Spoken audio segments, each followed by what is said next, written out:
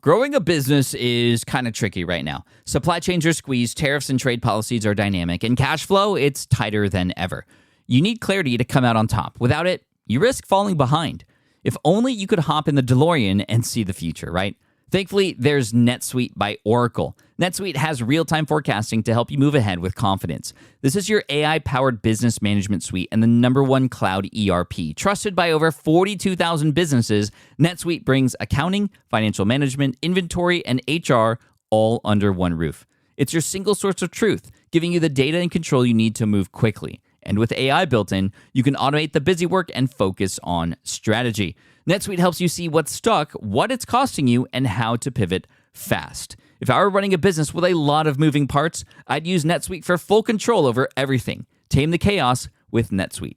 If your revenues are at least in 7 figures, download the free ebook, Navigating Global Trade, 3 Insights for Leaders at netsuite.com/SPI. That's netsuite.com/SPI. Congrats, your business is doing great. All your hard work is paying off, but you need help like now, and you have to hire fast. How can you hire amazing candidates quickly? Easy, just use Indeed. When it comes to hiring, Indeed is all you need. Stop struggling to get your job post seen on other job sites. Indeed sponsored jobs help you stand out and hire fast. And with sponsored jobs, your posts jump to the top of the page for your relevant candidates so you can reach people you want faster. And it makes a huge difference. According to Indeed data, sponsored jobs posted directly on Indeed have 45% more applications than non-sponsored jobs. One of the things I love most about Indeed is that it has one of the largest databases of job seekers, giving employers access to a wide range of candidates. And with job alerts, I get notified when new candidates apply. And with Indeed sponsored jobs, there's no monthly subscriptions, no long-term contracts, and you only pay for results. So how fast? Well, in the minute that I've been talking to you, 23 hires were made on Indeed, according to Indeed data worldwide. There's no need to wait any longer. Speed up your hiring right now with Indeed. And listeners of this show will get a $75 sponsored job credit to get your jobs more visibility at Indeed.com/SmartPassive. Just go to Indeed.com/SmartPassive right now and support a show by saying you heard about Indeed on this podcast. Indeed.com/SmartPassive. Terms and conditions apply. Hiring, Indeed, is all you need. You spent months building towards launch day, but when the clock hits 0, your site crashes. Bots swarm, and loyal fans rage on Reddit. That's not good. Fanfare was built to stop that. Fanfare is the drop platform made for high-pressure moments, stampede-proof infrastructure, verified waitlists, and bot filters that actually work. Instead of refunds and rage, you get retention and revenue. And that sounds great to me. Your next launch shouldn't be a gamble. Get Fanfare's 5-step hype drop playbook and learn how to bulletproof your drop at fanfare.io/playbook. Again, that's fanfare.io/playbook. This is the Smart Passive Income Podcast with Pat Flynn, session number 68. On your mark, get set, go. Welcome to the Smart Passive Income Podcast, where it's all about working hard now so you can sit back and reap the benefits later. And now your host. He doesn't look good in a V-neck, Pat Flynn. While DIY website tools are everywhere, most fall short on design and performance. Hit publish. Framer ships your site worldwide in seconds. No code, no compromises. Framer is a powerful, user-friendly platform that delivers developer-level results without writing a single line of code. Make your designs move and convert with Framer. Framer brings your site to life with powerful animations, dynamic content handling, and a design-first approach that helps your site stand out. Framer is the design-first, no-code website builder that lets anyone ship a production-ready site in minutes. Browse hundreds of pixel-perfect templates or even design something of your own on a totally blank canvas. Add bold animations like appear effects, text effects, scroll and looping animations, and much more in seconds. And it's free to start. The built-in AI handles the heavy lifting of generating starter layouts and can even translate your entire site to any language. On the back end, you'll get responsive breakpoints, built-in hosting, a flexible CMS, and privacy-friendly analytics. Ready to build a site that looks hand-coded without hiring a developer? Launch your site for free at framer.com and use code SPI to get your first month of pro on the house. That's framer.com, promo code SPI. Framer.com, promo code SPI. Rules and restrictions may apply. Running a business means legal questions are inevitable. Is this contract or agreement solid? What can I do if a client won't pay me? Am I set up properly for taxes? Well, rather than trying to navigate all of this on your own or searching endlessly online, imagine having a law firm on your side without the high hourly rates. That's exactly what Legal Shield's small business plans offer. With Legal Shield, entrepreneurs get access to real legal support, contract reviews, collection letters, guidance on business formation, and even help handling IRS audits. Members can book consultations, upload documents through the app, and work with a provider law firm that understands small business laws in your state. You also get proactive help on tax and trademark questions so you can stay ahead of legal risks. And if a client delays payment, Legal Shield can send professional collection letters to help you recover what you're owed, all for a fraction of what traditional attorneys charge. Go to LegalShield.com/SPI or call 833-570-9980 to learn more and get big business legal support without a big business budget. That's LegalShield.com/SPI. Hey, what's up, everyone? This is Pat Flynn, and welcome to session 68 of the Smart Passive Income Podcast. I'm just going to jump right into today's content, and I'm going to do so by giving you a little scenario. I want you to think about this. I want you to imagine right now that you're about to get married, whether you're married already or you never plan on getting married. That's not the point here. The point here is this. It's about 10 weeks before your wedding, and you have to send about 200 wedding invitations out within the next few weeks. It's a large wedding. At this point, you have no invitations, and you and your partner decide to construct them yourself. DIY wedding invitations. Actually, this is what my wife and I did for ours, and it was actually a lot of fun. You could pay someone, of course, to do them for you, but you want to take this opportunity to enjoy the fact that it is something that you worked on together. It's something that you could say down the road, yeah, remember when we did those wedding invitations together? Now, at the same time, as much as you want to do those wedding invitations together, with the wedding coming up, there's taste testing for your cake and food for the reception. There's making sure the seat arrangements are good and correct and everybody's happy with those, that the vendors are all in line, and you're preparing a slideshow for during the reception to show to all your friends and family who are there, so on and so forth. So you want to do these invitations by hand, but you also want to do them efficiently since there are so many other things to do on your plate. You go online, you do the research, you find designs that you like. Maybe you go to Pinterest and create a little inspirational board of your own with ideas that you like. You buy the paper, the envelopes, the ink, and everything, all the supplies that you need, and you print everything out. And you're left with the following: 220 each of the main invitation. You print a few extra just in case. They're not yet folded, and you haven't yet punched holes in them for the ribbon that you want to adorn them with. Then you have the RSVP inserts with the check boxes to select the dishes for the guests that they want to send back to you, along with a self-addressed stamped envelope. The envelopes are already addressed to you since you batch printed them out, but you still have to add the stamps. Then you have the other inserts like that card with the directions on it and a card that shares like registry information. Then you have a roll of ribbon matching the color of the wedding to put into the holes that you punch into your invitation. Then 220 unaddressed envelopes that you want to address by hand, more stamps for those, and then 2 hole punchers, 2 sets of scissors, and a couple of pens. So at this point, with all that stuff, you and your partner both look at this huge pile of stuff that has to be put together, and it starts to overwhelm you both a little bit. I know what that feels like because I was there. There's 8 weeks left until the wedding.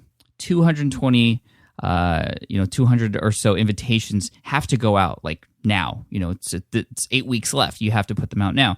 So you and your partner discuss civilly how to best tackle this dilemma. You both decide to just jump right in and start putting these things together. And that's when you notice your partner who grabs the hole puncher and starts punching holes into the main invitation. Then your partner takes the scissors, cuts the ribbon about a foot in length, runs it through the holes in the invitation, ties it into a bow. Then your partner grabs all the inserts, the RSVP card, the directions, the registry info, neatly places them into the main invitation and folds it shut.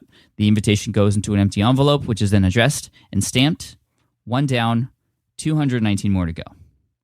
That's when you chime in because you're the entrepreneurial type. You're efficient. You're into systems and getting things done the right way. You say, whoa! What are you doing? The way you're doing this is going to take forever. Let's do it like this. Why don't we do everything by steps? Let's first punch a hole in all the invitations and get that over with. Then we'll cut all the pieces of ribbon and tie those in to the invitation, then get that over with. Then we'll put the inserts in, then we'll fold them all, then we can stuff them all into envelopes, then address all of them, and finally put stamps on each, and then we're done. Easy peasy, no wasting time, since we can probably do each of these segments of the process much faster if we do them all at once. So you tell that to your partner, and he or she just sort of looks at you and says, "Really? I'm pretty sure my way's faster. And then you reply, no, dear, I believe my way is faster. Then you could both go back and forth for a bit and finally decide that you want to compete against each other, like all good couples do right before their wedding. You decide to split the inventory in half, which, yes, takes up more time, but that's part of the hypothetical situation. Don't take that time into account. You split them in half, and your partner is going to do it their way. One completed invitation in its addressed and stamped envelope at a time versus you, who will put your efforts into one segment of the entire invitation in this process at a time. So the question is, who's going to win? Your partner or you? Who's going to finish their half faster? Well, I hope you're good at admitting you're wrong, because as counterintuitive as it seems, your partner will complete their half of the job faster. This isn't what my wife and I did, and to be honest, I don't even remember how we put them together, if we did them in batches. I'm pretty sure we did them the non-efficient way, but I'm smart enough to know not to get into any sort of debate or competition with my wife or my fiance before our wedding. I recently finished the book, The Lean Startup by Eric Ries, and in it, he talks about the power of small batches. He gives a similar real-life example of a man who was stuffing newsletters for his wife's marketing company, and his two daughters saw him doing this, and they thought the way he was doing it, which was folding one sheet of paper, stuffing it into an envelope, sealing it, and then addressing it, was completely inefficient. His daughters thought that way. So the daughters took half of the pile and decided to fold all the letters first, then stuff them all into an envelope, then seal them all, and guess what happened? The father, doing it one at a time, finished way before they did, even though it would seem more efficient to do it one sort of part at a time. And this sort of one at a time approach is faster, and it has been confirmed by a lot of studies out there. And I'll put a link to a YouTube video where you can actually see this in action. There's a video I want to show you of a guy who's actually doing this newsletter case study right there, and he's timing it, one-piece flow versus mass production, where it becomes obvious that one-piece flow is faster and better. Now the question is, why does this work? Why is it faster, even though it feels like it should be slower? Now there are a number of reasons why, actually. For one, our intuition doesn't think about the extra time that it would take to, that would be required to sort, stack, and move around, large piles of stuff that's not completely finished and all the way through yet. It just creates sort of a mess. Secondly, when things are done in smaller batches, it's typically a more calming experience, and you'll notice that if you do this, and it's probably because you have more control of what's going on. Thirdly, and this is a big one for me, I enjoy seeing things getting done. I enjoy chipping away, if you will, and it keeps me going and it keeps me motivated. And the chipping away is more obvious when I have completed products sooner. After 30 seconds, for example, your partner may already have one done. After 10 minutes, several invitations are already complete. You, doing it your way, don't have any until potentially hours later. So it could be a real drag. Now, speaking of waiting until the end, another reason why your partner's method works well, doing it one complete job at a time, is because if you found out that the invitations, for example, along with the ribbon that's attached to it and all the inserts that's in it, it just didn't fit in the envelope you bought. If you complete one invitation at a time, you would learn this right away. Just within minutes, actually. If you wait until the end, you'd have to switch gears, or worse off, you maybe already addressed the envelopes and you stamped them, and then only to find out later that the invitations don't fit. Now that would be bad and definitely waste a lot more time. Now, what if you and your partner decided to get your friends to help? And this is very common, bring the bridal party in to help out a little bit.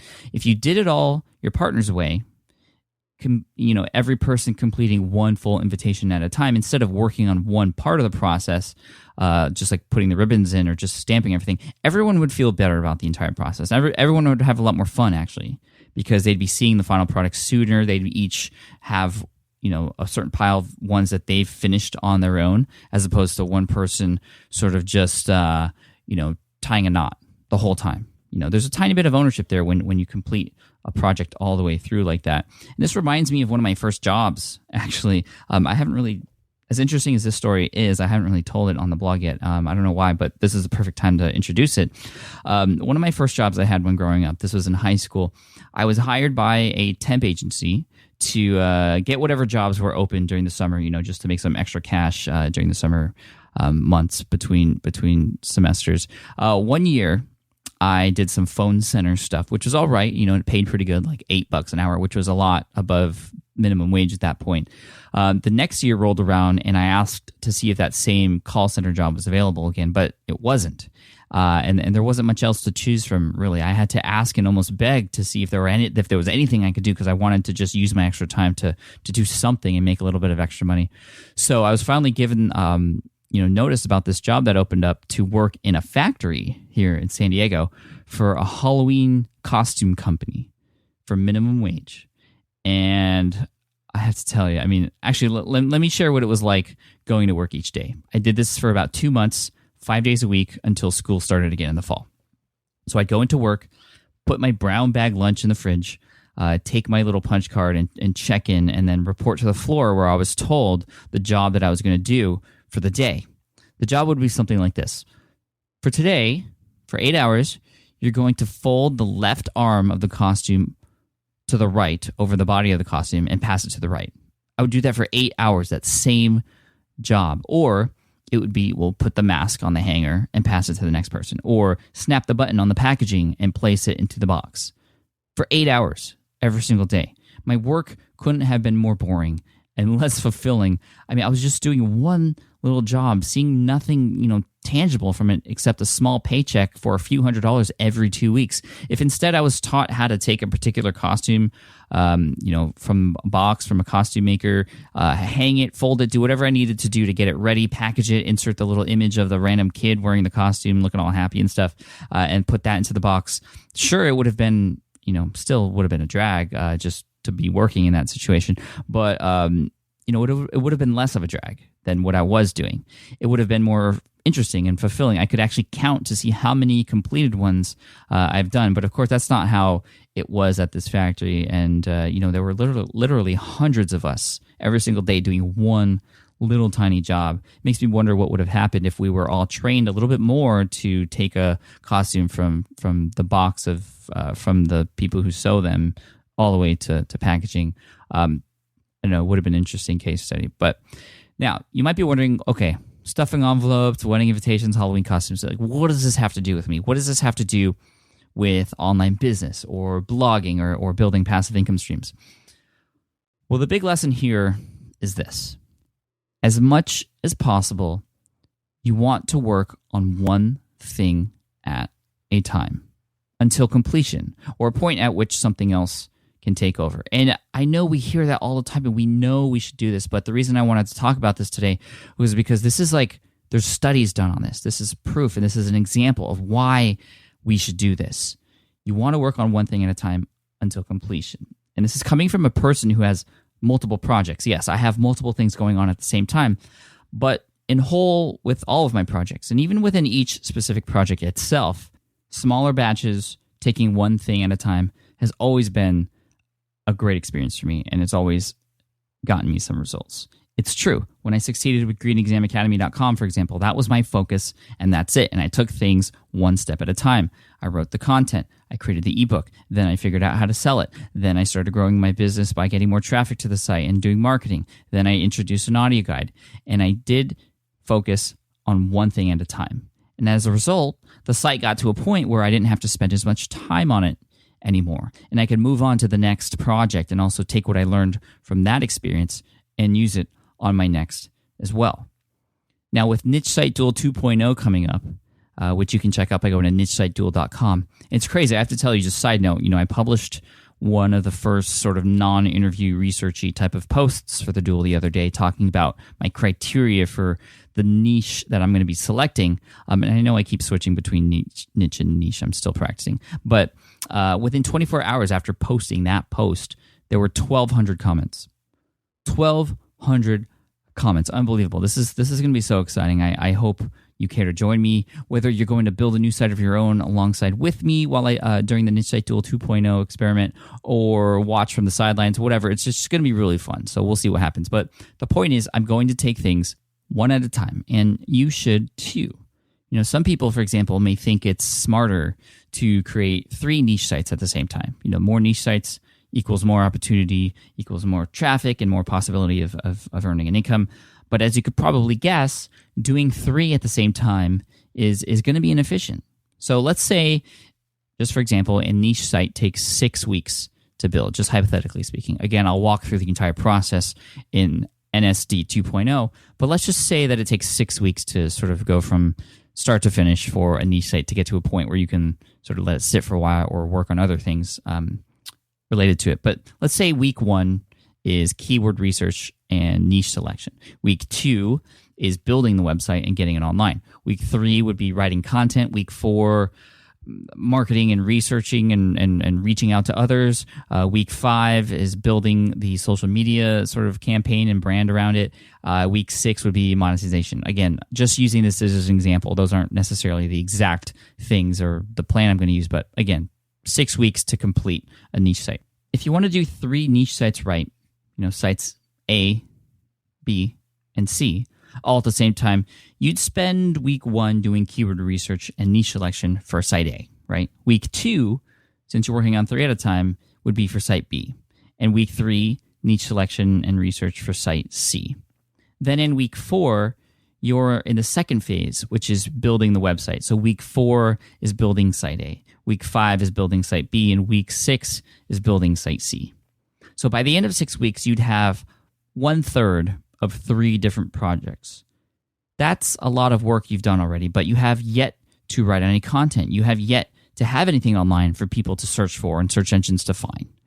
Take things one niche site at a time, however, and things start to look a little bit different. So by the end of 6 weeks, if you do things one at a time, you have what? A completed niche site from week 1 to week 6 that's already gone through all the phases that it needs to go to, and it's there with the possibility to earn you an income. By the end of week 12, you'd have 2 completed sites, while in the other scenario, you would still have 0, just 66% of each of the 3 sites, A, B, and C. And to the end user, at this point, that's 0. That's nothing. That's 0% complete to the end user. So you see, it's clear that it's best to work on one thing at a time. So if you're like any entrepreneur and you have all these crazy ideas in your head that you'd like to implement, implement them, but do so one at a time. In fact, let's take the example that we just did, site A, site B, and site C. By switching from one site to another every week, you're losing precious time and energy by having to refocus from one topic to another. If you focused on one at a time, you might even get that site done a little faster, by putting all of your energy into it at first and having that be your focus all of the time. Maybe you get it done in 4 or 5 weeks instead of 6, which could, because of lost time and reorganizing and having to switch between one to another, it could actually be 7 or 8 weeks. Also, let's say you finish site A in 6 weeks. Awesome, it's up and running. And when you build site B, you can take what you've learned from your experience with site A to maybe build site B a little bit faster or do it a little bit better. Or maybe something went wrong the first time that you can now correct or be ready for. Maybe as site A is up, certain parts of it start to work really well that you didn't even think of or that just seem to work for some reason. You can focus more on those things in site B. This is what Eric Ries, again, author of The Lean Startup, calls validated learning. It's doing things in smaller batches, one thing at a time, so you can learn as you go and readjust along the way if you need to. It is so powerful. It's used in lean startup methods. It's the foundation for Toyota's success in their manufacturing process, and it can help you get the results that you're looking for faster too. And I'll be honest with you, I still need work on this too. I have trouble sometimes doing one thing at a time because I get so excited, and I know a lot of you feel that way too. And so many new opportunities come our way. So I want to challenge you. I want to challenge all of us to kind of go through this together. Let's try and be good, and be conscious about it, about doing things in smaller batches, doing things one at a time, understanding that it's for our own benefit. We will save a lot more time and money. We will be less stressed. It'll be calmer. We'll be in more control of our situation. And yes, there are certain things we can't control, of course. And of course, there are strategies for getting multiple things done at the same time, like when it comes to hiring virtual assistants or having a team work with you, delegating certain parts of the process to others so you can do A, B, and C at the same time. But that can be a challenge in and of itself. But still, I would strongly consider, even if you can do that or if you've done that before, to complete one project at a time for the reason of validated learning. Now, if you haven't read the book already, I highly recommend picking up The Lean Startup by Eric Ries. I didn't think it would apply much to what I do because it's called The Lean Startup, and I'm not really doing startups, but I was completely wrong. So you can actually head to smartpassiveincome.com/session68 for the link to The Lean Startup and also the show notes and everything else we talked about here. Not very many links in this episode. It's a little bit shorter of an episode, but I feel it's a very important one, especially as Niche Site Duel 2.0 comes up, and a lot of us may see these other opportunities to create multiple niche sites or work on these other things. I really want you to, if you're really going to do this with me and build a site with me, I want you to focus on it and not be too distracted by anything else, because it's just going to be better for you in the end if that's the case. Now, I know a lot of you are still going to be doing other things at the same time, and maybe the niche site duel is something that's in addition to stuff that's all that you already have going on in your life and in your business, and that's fine too. But I just want you to sort of think about this and sort of apply it in any way that you can, because you're just going to get better results. All right, I hope you enjoyed that episode. I know it's a little bit shorter than normal, but this is such an important point that I just wanted to drive it home. And there's really nothing more that I have to add than what I already mentioned in this episode. It's just I really want you to think about working on things one at a time. That's why there's no voicemail or question from a listener in this particular episode, because I want you to leave this session thinking about this and where you can implement this in your business and also in life too. You're just going to be less stressed. You're going to get more stuff done, even though it may not seem like it when you're doing it. But the end result is just going to be more progress, and that's what I want for you. So thank you again for all of your support. Let me know what you think at smartpassiveincome.com/session68. Thanks again, and I'll see you in episode 69. Peace. Thanks for listening to the Smart Passive Income Podcast at www.smartpassiveincome.com.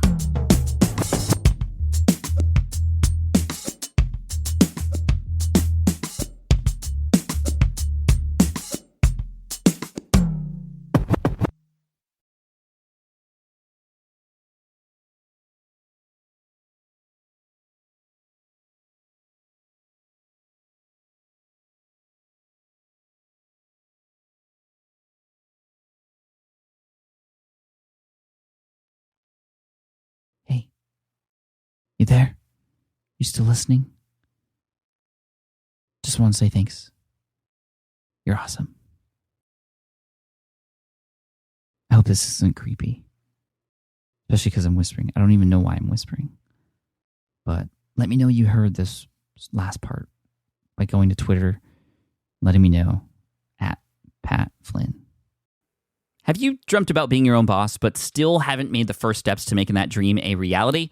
Well, I get that. Starting a business can feel super overwhelming with legal forms, paperwork, finances. It's a lot. And that's why I'm excited to tell you about Taylor Brands. Taylor is a complete business builder designed to make launching your business simple and stress-free. You can register your LLC in just minutes, keeping your personal assets and the business assets separate from day one. From there, you get access to everything you need to get off the ground. Legal documents, licenses and permits, invoicing and bookkeeping tools, and even a 100-day business coaching program, all designed to help you hit the ground running. You'll also get a free, personalized business plan, branding tools, and so much more. And of course, listeners of this show get an exclusive 35% discount to get started. All you have to do is head to taylorbrands.com/SPI. That's TAILORBRANDS.com/SPI. Stop dreaming, start building with Taylor Brands. Hey, fellow podcaster, does this sound like something you've experienced? You record your podcast episode on one platform, download the files, edit in another app, then fire up a different tool just to create these social clips? Well, it can be clunky, time-consuming, and frankly overwhelming, especially for creators trying to grow. And that's why I'm excited to tell you about Riverside. Riverside is the all-in-one platform. Record, edit, and repurpose your podcast content all in one place. You just log in, record with your guests no matter where you are in the world, and just like that, studio quality audio and high resolution video. We use Riverside here at SPI as well now. With built-in AI, I can automatically clean up my audio, saving myself so much editing time, and it can even auto-generate clips to make promoting the show a breeze. And with Magic Clips, I can grab the best moments and repurpose them as short-form video, perfect for YouTube Shorts, TikTok, or Instagram, without re-recording a thing. So if you're tired of juggling tools and want a faster, simpler way to create and scale your content, it's time to try Riverside, built by creators for creators. Just go to smartpassiveincome.com/Riverside and use code SMART to get 1 month free on the Pro plan. That's smartpassiveincome.com/Riverside, promo code SMART.